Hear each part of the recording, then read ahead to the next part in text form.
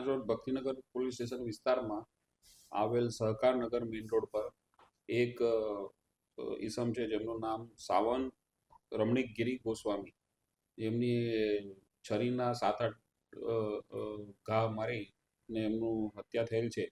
જે બનાવ ભક્તિનગર પોસ્ટ વિસ્તારમાં બનેલ છે. હાલ ફરિયાદ લેવાની કાર્યવાહી ચાલુ છે.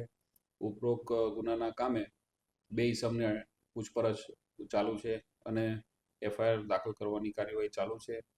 અને આ બાબતે આ કામના મરણ જનાર વિરુદ્ધ અગાઉ ભક્તિનગર પોલીસ સ્ટેશનમાં એક ગુનો દાખલ થયેલ છે, જે બીએનએસ કલમ 118A 352 જીપી એક્ટ 135 મુજબ 2025માં ગુનો દાખલ થયો છે અને હાલ તપાસ ચાલુ છે.